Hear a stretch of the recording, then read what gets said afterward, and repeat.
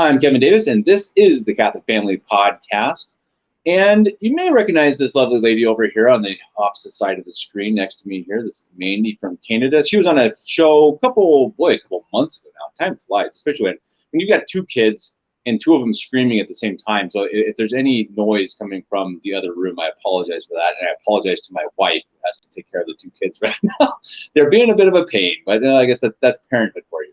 Mandy's here to talk about the opposite side, or not the opposite side, the other side of the story regarding the prodigal daughter, I suppose. We talked about the prodigal daughter, again, a couple weeks ago with Holly, who gave us her story of her falling away from the church and then her return to the church with her children. And Mandy is here to give us her perspective, the mother's perspective, the mother who lost a child to the world, I suppose, and who, fortunately, thank God, got her back. And I think it's a very important topic because we both know, I think everybody who's watching this knows of people who have lost children to the world. And I think maybe we can give them a little bit of hope today, kind of talk about, I guess maybe how it happened from your perspective and what you think brought her back. So Mandy, maybe, I don't know if you want to give a brief introduction or you want to start from where it started for you guys with Holly and your kids. Sure. Well, I don't want to go too far back, but I was 27 when I was introduced to tradition. I was a cradle Catholic. I went to a Catholic school, but I had no idea of what, and my parents were churchgoers too. So we went to Sunday Mass, but that was the end of it. And it had no meaning, nothing. Right. So for the first 27 years of my life, the religion was hardly there. When I started to have children, I decided that, I have these kids, I need to take them to church. And I went back and I went to the novice order and I saw that, there was nothing there. But then my dad found tradition at 27 and I was immediately taken with it. And I have 4 children. And I had them all in the span of 5 years. So they're very, very close together. Right. The oldest was 7. 6. And the youngest was 1 when we came into tradition.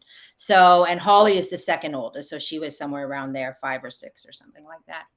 But anyway, so right away, I recognized like, oh my gosh, we found truth. We found the faith. This is it. This is what's wrong with the world. We don't have this. So I'm a very energetic person. So like, I just, I dove in hard. Right. So it was, and I watched other traditional families and I had some mentors and I was like, oh, this is how we do it. This is how we do things. So I learned as we went along and we just became very traditional, right? Very traditional. Unfortunately, my husband was secular, of no religion, but he didn't interfere with the raising of the children and the Catholicism. He didn't like it. And we fought about it, but he didn't interfere.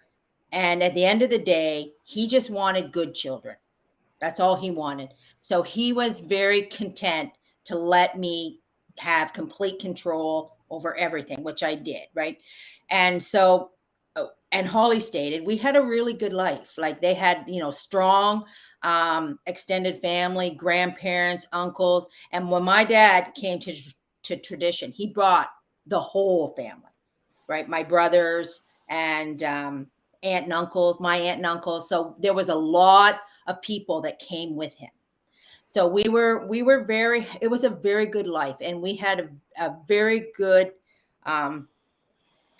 time. It was like the 90s. And, I had taken the kids out of school. We were going to homeschool. I was going to stop all this bad from happening. I wasn't going to lose my kids. I wasn't going to lose my kids to the world. There was no way. So I was doing everything right. And I was very positive. Like I was doing everything right. Mass was top priority, prayers, all this stuff.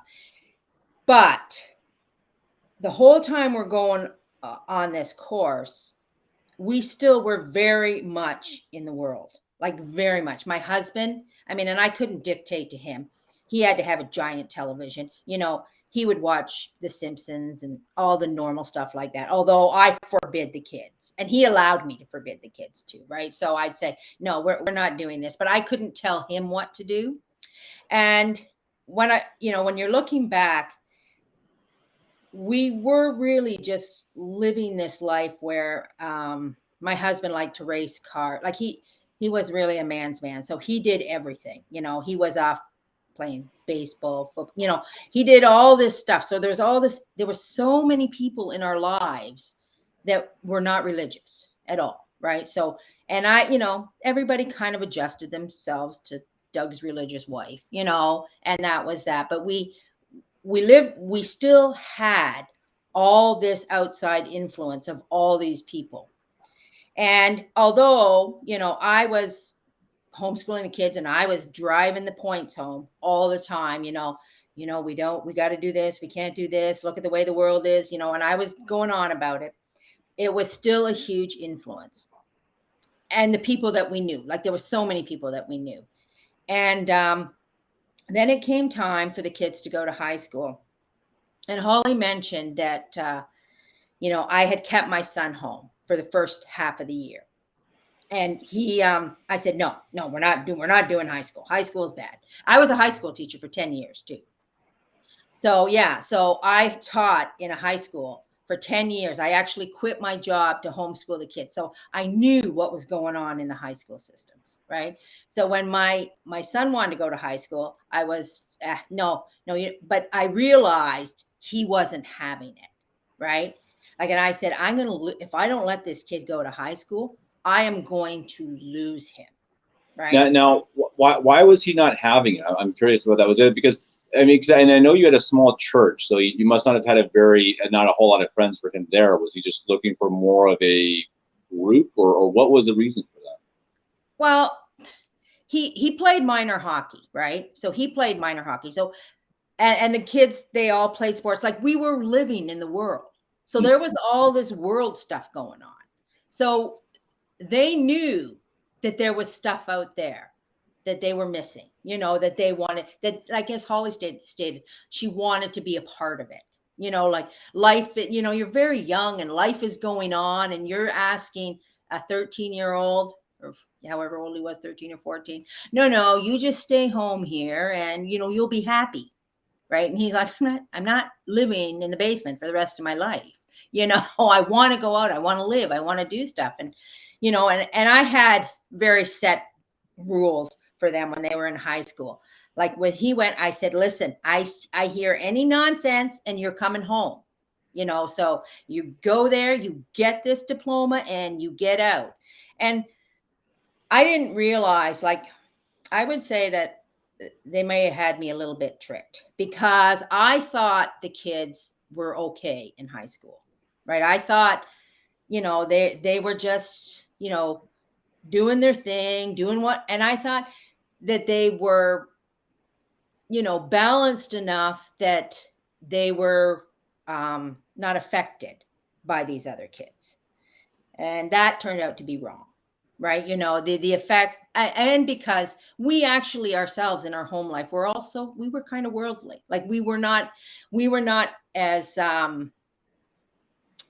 we had a really secular element to ourselves. My husband did, and I still did, even without understanding that I did, and, so when they went off to high school, and that story, Holly told about the onomatopoeia, she told us that when that happened, but I didn't realize at the time that that made her feel like, she didn't want to be a freak.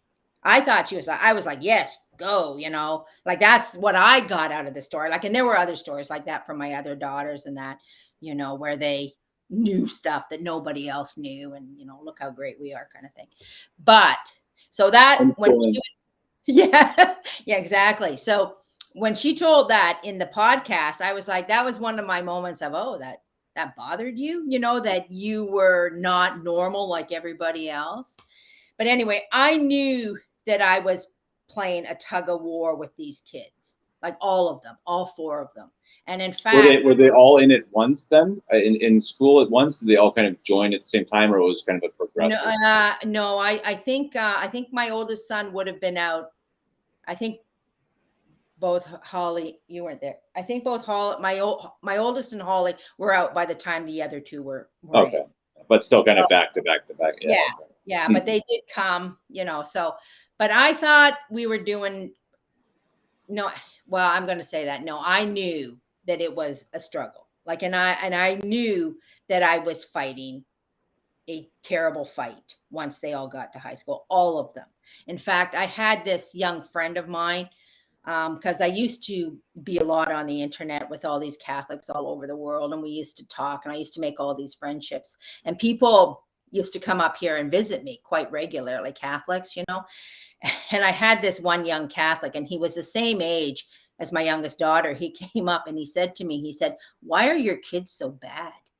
Because no, because he expected, because the way I was very firm and very adamant and very, knowledgeable about things, that I would be, have all these four little saints, and when they got up here, like, oh, these guys are not saints, they're out there in the world, they're doing their thing. And I said to him, I said, well, look, I said, you have to realize, and he was a convert, right? So he was a young convert from Protestantism. I said, you chose to be a Catholic. I said, they didn't choose to be a Catholic. I said, they were raised in it. They were born into it, but they didn't make it a choice. And I said, at some point when you're raising children, they have to get through life where they say, I'm a Catholic, not because I have to be one, but because I want to be one. So, I mean, Holly, she left completely for 5 years, but the other three, they never left, but they were not, they were hanging on by a thread.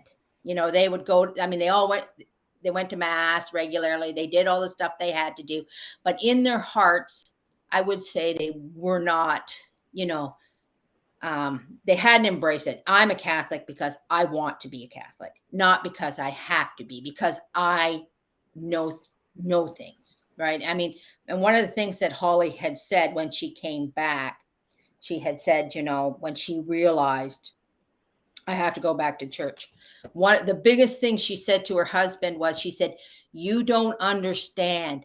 I know things, right? And so, I mean, to me, for all these parents that have these kids out there, they do know things. If they were raised in tradition and they were raised Catholic, they know things. Even if they have put them aside, pushed them down, decided they want to do it their way. They want to have all the fun that the rest of the world's having. They still, at the end of the day, they still know things. And I mean, parents have to kind of hang on to that, because it will come back. There was this Father Brown story. It's out of the movie Brideshead Revisited, but it's such the truth, where St. Peter is the fisher of men, and everybody is on a hook, and they're out in the world, and God lets you wander the world. And then when he's ready, he reels you in, right? I mean, and it's a good way of looking at it, because these kids, if they had the strong foundation, they will come back, but you have to let them. And I mean, that's what I had to realize too.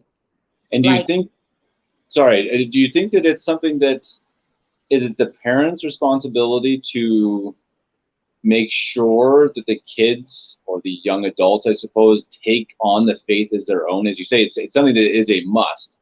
But how is it as a parent, and obviously I got two very little kids, so I'm not there yet, but how do you try to make it so that they do put it on their own shoulders and say, this is my faith? I think that's a really important question. I don't know if you have an answer for that, but I think that's a really good question. I don't. The real, I mean, when I look around me and I see the success stories that I do see, what I see in them is the parents didn't play with the secular.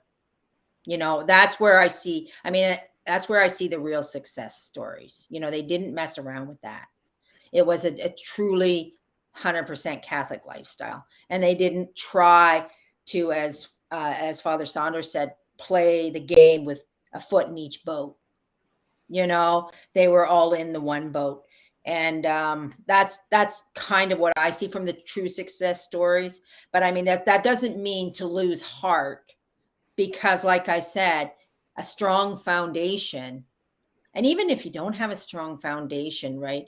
I mean, God is so good and so merciful that you can change it all in the end yourself, because you have to put in the work, the praying and the sacrificing, and that kind of thing. I mean, once when Holly was an adult when she was done high school, she had gone off to work, and I was all my kids. I was like, okay, yeah, are we going to get serious? Are we? I knew it was a back and forth. Okay, we're better this week. We're not so good this week. And this was with all of them. Holly was just the one that happened to go the extra mile. Like she's the one that really stepped out. And and when she did, like I had lost my mind. Like I remember when she came to tell me that she was pregnant, right? And I knew that she was living with who's her husband now, right? But I would, I go, like she would tell me, she would play the game for a while, like, oh, I'm not doing this and I'm not doing that. And I would be like, yeah, okay, I can clearly see what you're up about, right? And so, but I was like trying to play the game, waiting for her to come back and stop with the nonsense. And then when she told me she was pregnant, they came to the house, and I thought I was going to lose my mind. Like I thought, how is this happening? And it ended up like it just went, it was a huge like blow up, and she stormed out and basically said, fine, you're not going to have anything to do with this child. And away she went. And which was pretty much what happened. But during that time period, like I couldn't believe, I was like, how did this happen? Like, how did we get here?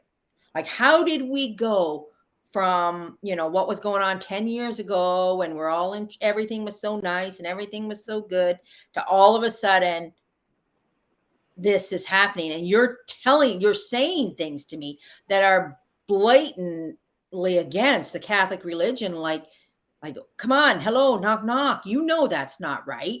That's not true, right? And I was like, how did we get here? And in fact, like at one point, like what she did is like what happens when there's a big fight, that you try to get people kind of to take your side, right? Versus your mother. And I remember my son had called me up to say, okay, Mama, don't you think you're being a little harsh, a little crazy? And I said to him, are you going to tell me right or wrong is right? And he said, no, I'm not willing to do that. And I said, okay, then we can still have a conversation, And so my kids, I mean, it's a funny thing, because when all these bad things happen, God is always working, and good things are happening too, because what Holly did was she made the other three children kind of take a stand too, right? They had to say, okay, what boat are we getting in? And let's get in that boat and let's stay in that boat, right? So it was a big push for them, right? They weren't going to go against me. They weren't going to go against the church. And, and Holly was kind of like the one that was, I guess the victim in this, because she had to go to my husband's family to get all the support, and they gave her tons. There was tons of people that come rushing to her defense, because, when you're drawing a line in the sand and you're saying, no, this is wrong, you can't do this. When people see someone, jump ship, they're ready. I mean, I got so many. Well, let's put it this way. I saw every enemy I ever had, like they came out in force against me. And then anybody who was like, on on the right side, they were like, don't get involved. Don't do that. They were like, no, they just kept out of it. And so it was a very telling time that put a real big divide. Like either we are going to stand up for right or we are not going to stand up for right. And those who are going to stand up for right are going to be over here, and those who are not are going to be over there. And so that was kind of what happened. But with me personally, at first I couldn't grasp it, right? I couldn't say, like, I couldn't believe that it was happening. I couldn't believe that we had come here, you know? And I remember, like, I was Father Anaya, who was very influential in our lives. I remember talking to him and he said, Mandy, put it down. He said, let it go, you know? And of course I didn't. So I'm going to tell everybody, when you have kids that are about to, that are making bad decisions and that are moving away from you, and you can feel as a parent when your child is moving away, let them go. Because any attempt you make to try to stop them just makes it worse. This makes it worse. So I would, I'd be firing off these emails, going on and on about, why you can't do this and why you shouldn't be doing this. And, and of course I would, and of course I was painting myself as a lunatic. That's all I was doing. Like she wasn't sitting there going, oh, I've made mom mad. Like I better, I was just cementing her case. That's all I was doing. You people are crazy. I am so right to have gotten away from all this craziness. Right. So eventually I learned, okay, drop it. Like when for two people to communicate, one person, both people have to be willing to listen to the other person. And when you have somebody who's walking away, they're not willing to listen. They're not going to hear anything, and you're making it worse. So you have to retreat. You have to retreat, and you have to say, okay, like Father Anaya said, give it to God. He said, just pray and sacrifice and, give it to God and stop thinking you have the power to fix this, because you don't. And were you trying to fix it the whole time, you think, because you felt guilty, or why? I mean, I guess maybe it's a personality thing too, but was it something that you felt like you needed to? Did you feel personally affronted almost? Maybe? No, no, I don't. I just couldn't believe that. Well, I always, right from the time I became a traditionalist, I had decided that I needed all my children to be saints. Like I had decided that, and like that was the most important thing. Everybody had to get through this and we all had to become saints. So I always had that mindset. So for you to go against God and for you to actually put your soul on the line, or for you to reject religion and me and your family, like that was too mind-blowing for me. And so, and of course I am a bit of a powerhouse, you might want to say, like I am, like my mother said to me once, and I remember once all three of my daughters kind of, turned and ganged up on me. And I was like, wow, what are these kids doing? And my mother said to me, well, Mandy, she said, you are a bit of a mountain.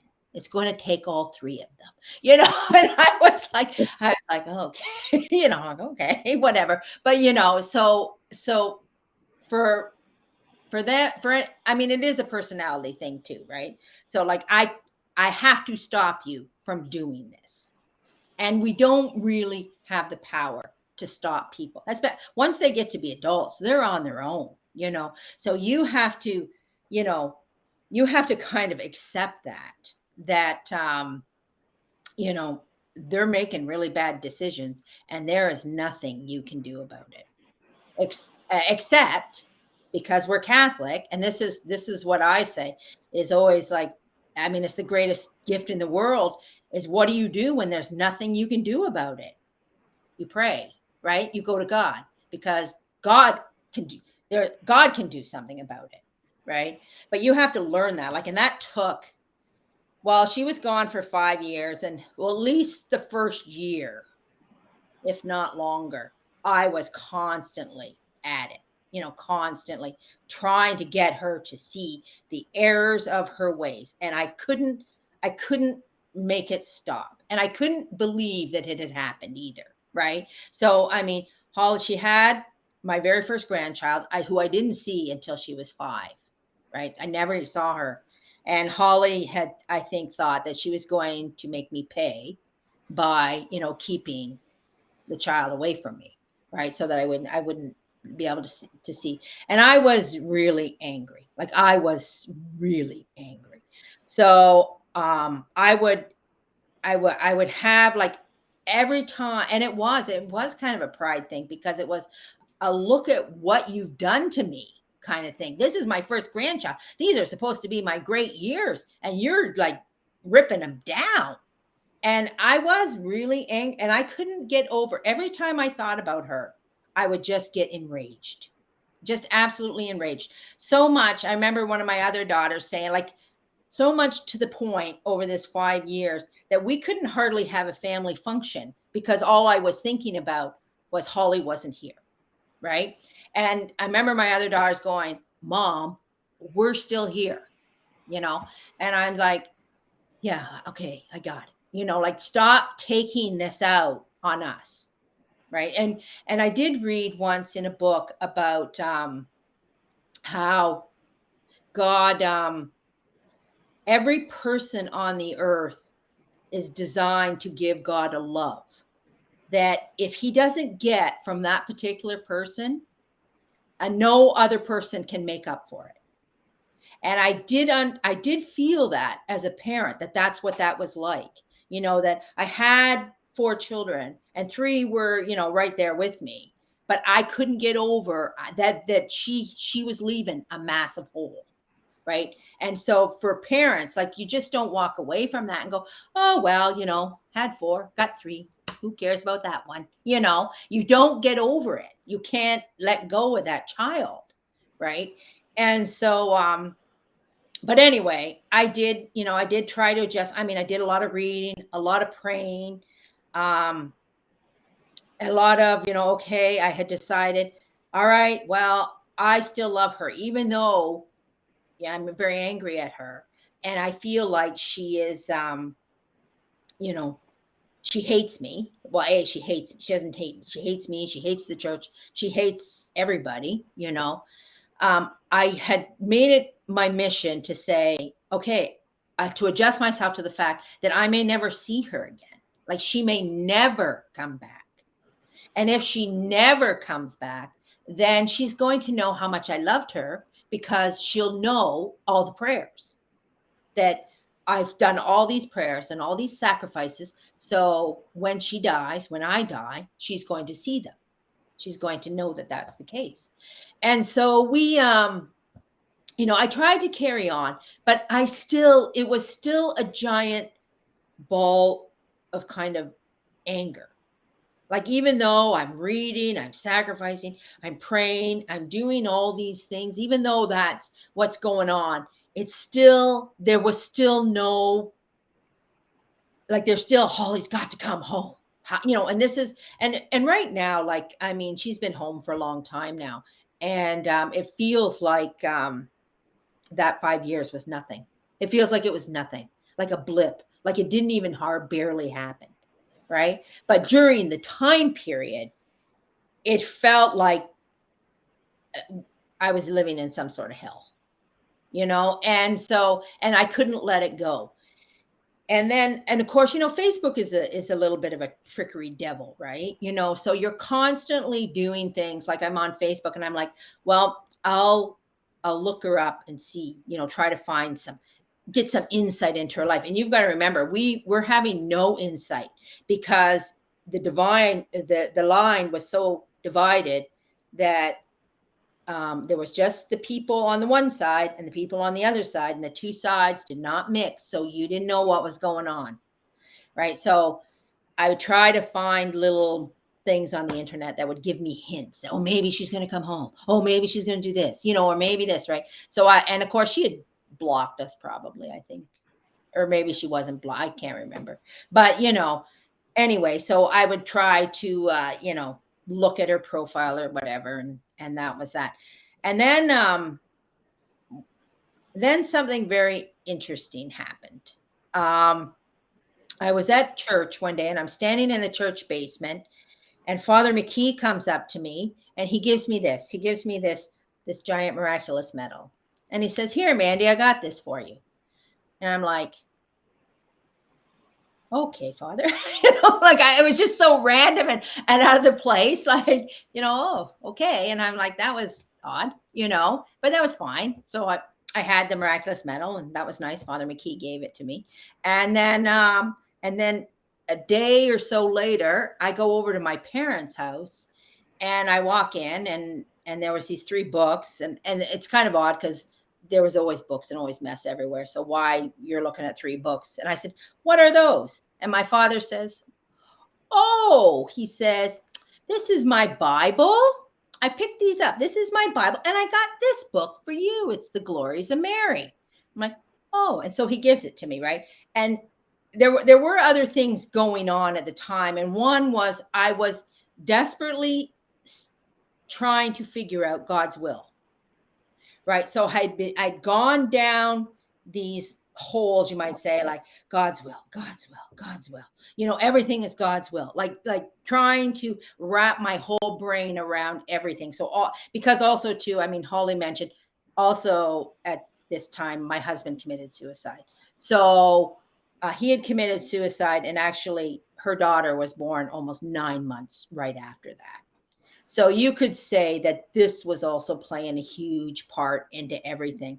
Like there was a lot of commotion going on and you can very easily see why people, about why kids would be lost or whatever. And so I had to wrap my head around that. Holly was gone. I have these other kids that are, maybe not doing so good. And so I'm just focused on God's will. Everything is God's will. So so when Father McKee hands me this miraculous medal, and then my father hands me the Glories of Mary, I say, "Okay, Father McKee gave me the miraculous medal, and my father wants me to read the Glories of Mary. I must read the Glories of Mary. My spiritual father and my earthly father, they're telling me, right? They're sending me in a direction." So I go home and I had convinced myself that once I had read the Glories of Mary, Holly would come home. Right? I had convinced myself of that because it was God's will. This was clearly God's will. They were pointing me in a direction. So anyway, so I sat down and I decided to read the book, but not just read it. I mean, read every single sentence and figure out what every last thing of that book meant. Well, of course, in my silly mind, I thought Mary was going to bring her home. I mean, that's not a silly thought. That's probably very accurate. But all I had to do was remind her that, of how great Mary is. And she'll be like, "Oh, Mary will bring her home." So I had thought, because this is how desperate I am. She's not desperate at all, but I'm desperate. So I had thought, I'll read the Glories of Mary and then post little quips on my Facebook profile, and she'll read it and that's what she'll see. She'll see Mary and then she'll come home. Right. So here I am, and I'm reading this. I'm reading every line of the Glories of Mary, and I'm putting it on my profile, and I'm like, wow, this is amazing. And I was really getting into this book, and I would put up a little line of something out of the book, and then I'd write 10 pages of what this meant to me, and all this stuff. And I wasn't doing that for her. I was truly, genuinely interested, I was really overcome by what the book was actually saying.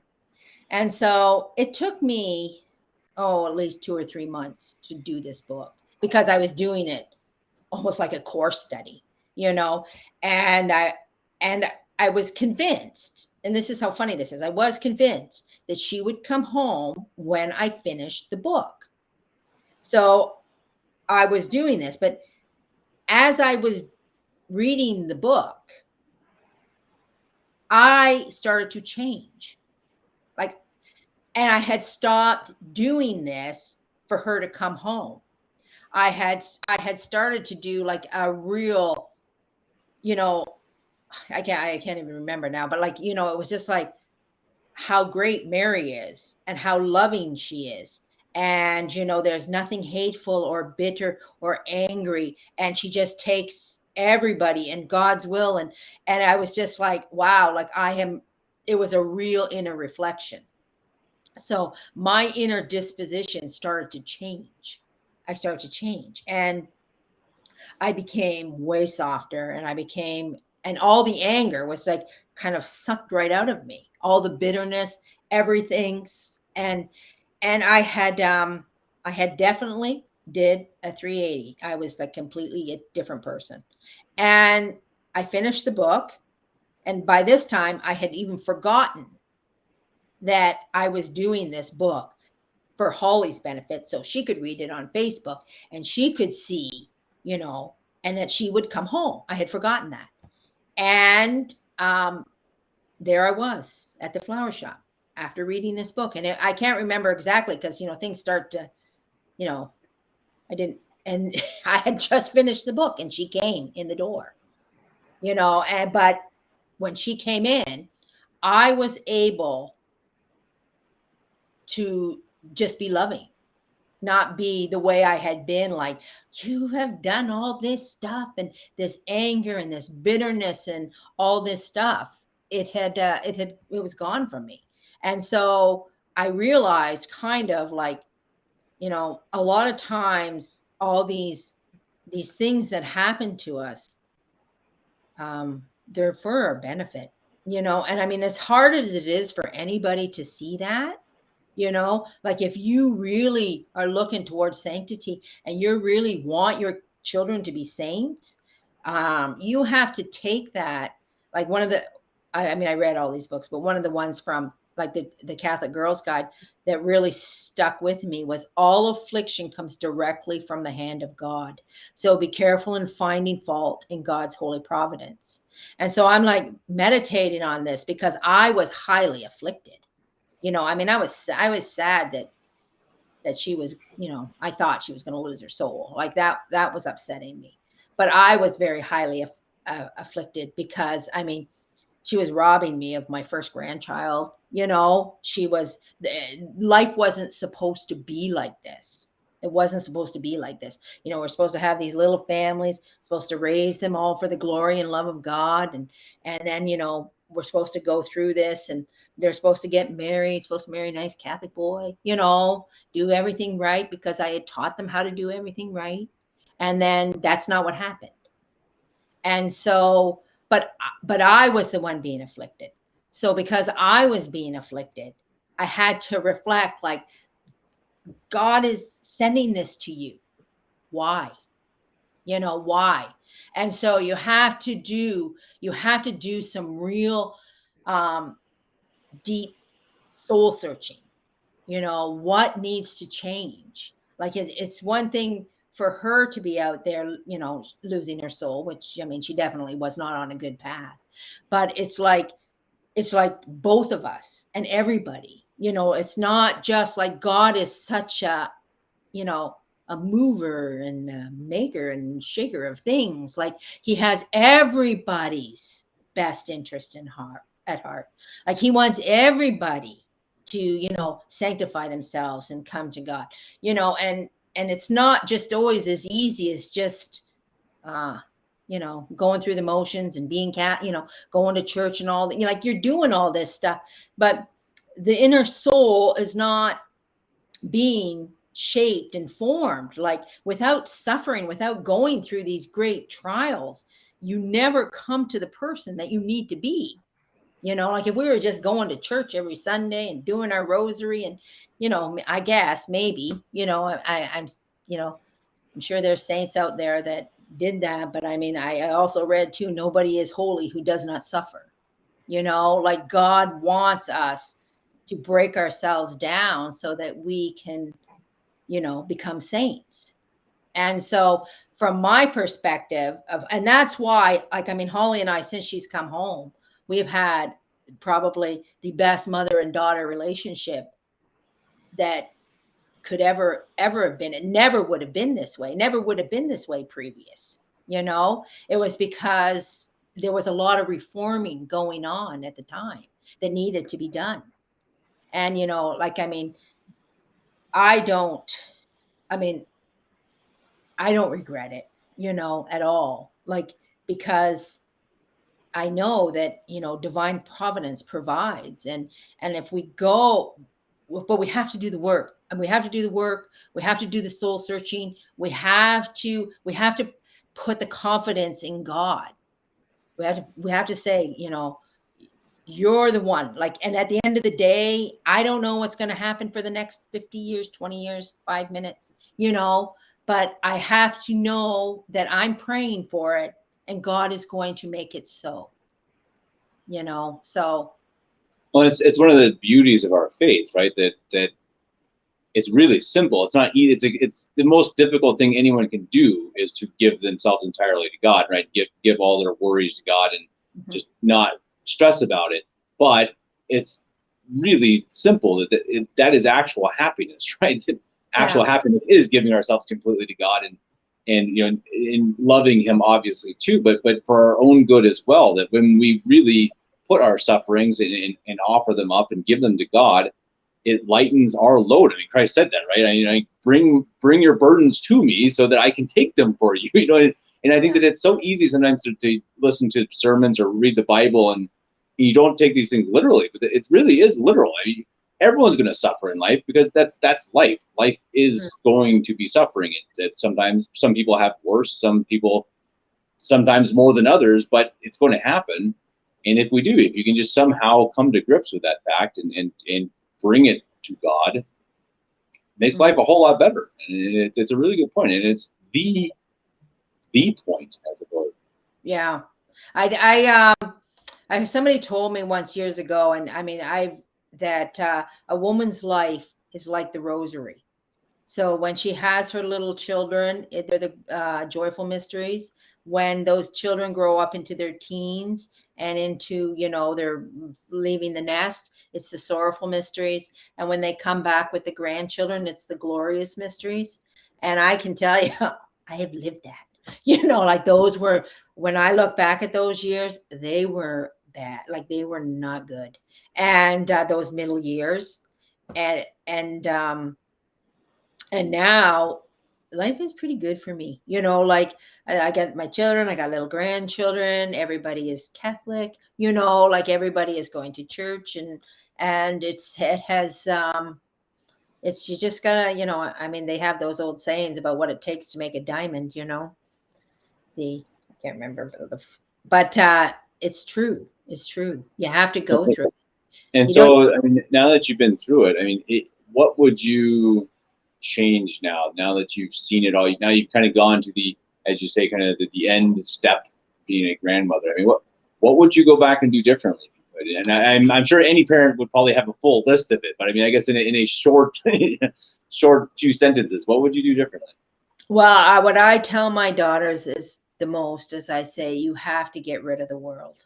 Like, you have to, I find that I think COVID has been a good thing, because it's allowed us to really retreat.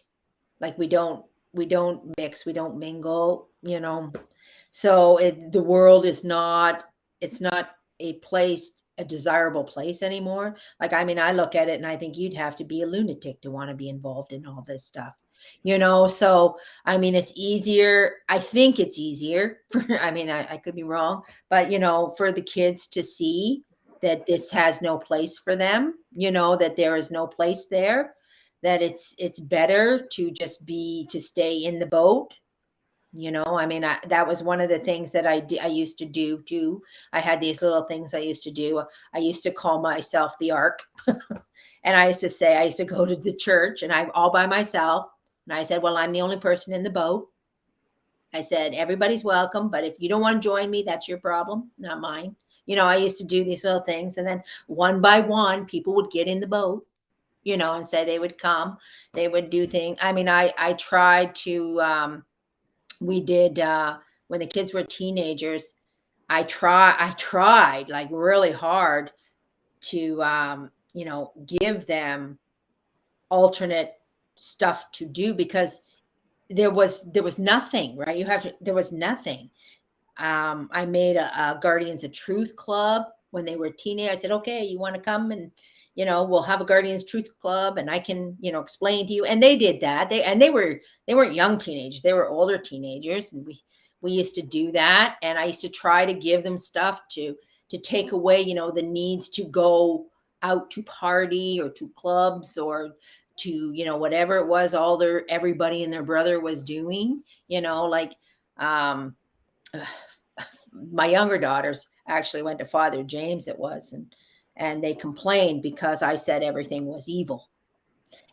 And Father James says, Mandy, your daughters say you think everything is evil. And I looked at, I said, it is, Father. I don't know what to tell you, but the entertainment out there is not good, and when the kids want it, and that's such a natural thing for the kids to want, right? Not They want to spread their wings. They need to go out. They need to find themselves. And when I say find themselves, I don't mean, but they need to become adults, right? So how do you get your children from to be little children to adults and all that in between, when you live in this world that's insane, we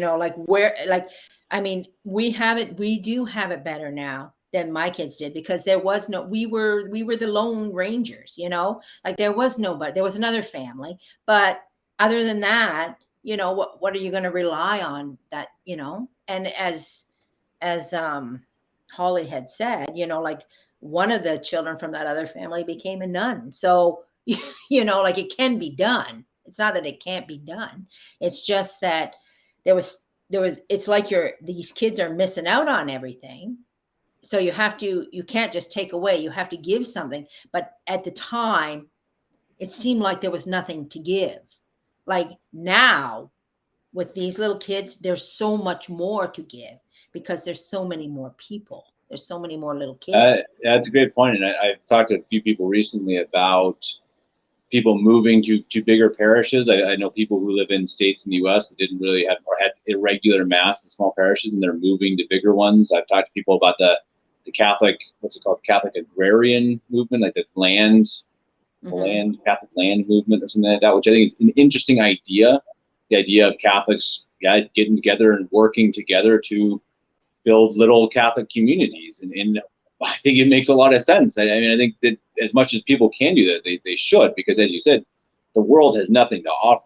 And I think that means that we got to find that somewhere else. And some people are lucky enough to have big parishes. Ours is growing too here, fortunately. But I grew up in a great parish. I mean, I think that a lot of all 10 kids are still in the faith from my family. And I think a lot of it was just had good friends. We had good Catholic friends. And a lot of our childhood was based around fun times at the church, and that was just good fortune. I think good, not luck. I mean, God was looking after us, but right. Good friends. Woo, boy, does that mean a lot. A long way. Mm-hmm. Yeah. The friends go a long way because they need them. You can't isolate your kids. Like you can't. Right. They do have to stand on their own eventually. They have to be able to go out and they have to be able to do whatever it is they have to do. And they have to maintain their faith doing it. So, it is.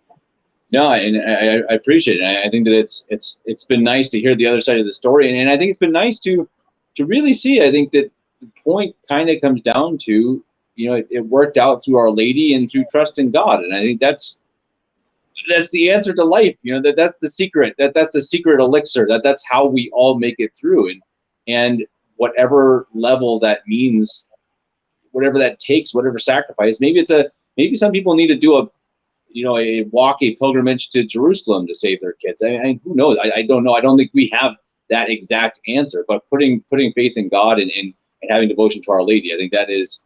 Yeah. There cannot be a better way than that of bringing the kids back. I think that's. Yeah. Oh, absolutely. Like I mean, well. Yeah.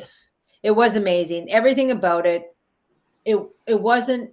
I mean, like I said, I can't say this enough. When I was living it, it was hell. Now it's a blip in the map. Now it's nothing.